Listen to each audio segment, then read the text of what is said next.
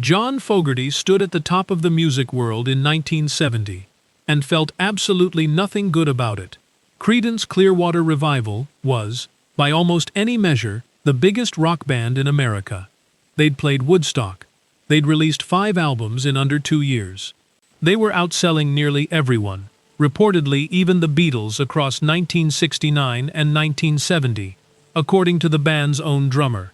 And yet the man who wrote every song, sang every lead, and produced every record was watching something irreplaceable quietly fall apart around him.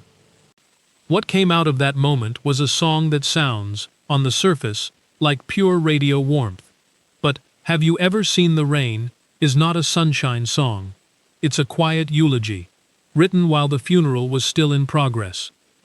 For decades, listeners assumed the song was a Vietnam War metaphor. Rain as bombs, sunshine as false hope. It's an easy connection to make, especially coming from the same band behind Fortunate Son. But Fogerty himself has stated clearly and repeatedly that Vietnam had nothing to do with it. The storm in the song wasn't overseas. It was inside the room where his band was rehearsing. By late 1970, the 3 other members, drummer Doug Clifford, bassist Stu Cook, and Fogerty's older brother Tom, had grown deeply frustrated with the band's structure. Fogerty controlled the songwriting, the production, and by extension, the money. The rest of the band reportedly cornered him and demanded equal creative input and a real share of the credit. He could feel the whole thing fracturing beneath him. He was holding gold records while the people closest to him pulled away. That specific feeling, standing in the sun while a storm moves in, became the emotional core of the song. The arrangement reflects that tension brilliantly. This wasn't the aggressive swamp rock that had made CCR famous. The acoustic guitar opening is unhurried and soft. The organ sits underneath everything like a hymn at last call.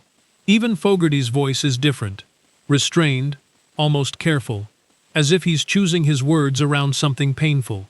For all its effortless warmth, the track reportedly took significant tension and repeated takes to get right.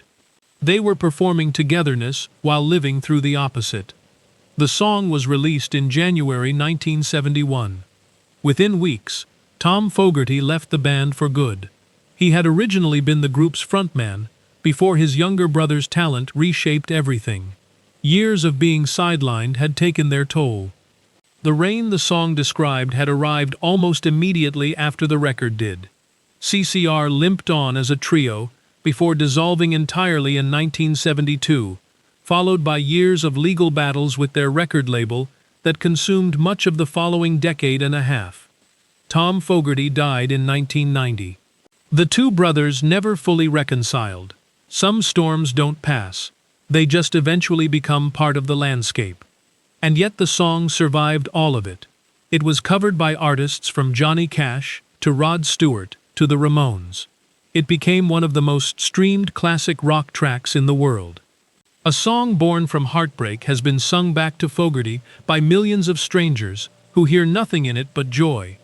In 2023, he finally reclaimed majority control of its publishing rights after nearly 6 decades, though the master recordings remain out of his hands. That's the bittersweet poetry of it. A song written about losing everything became the one thing nobody could take away. If stories like this one resonate with you, hit like and subscribe. There are plenty more where this came from.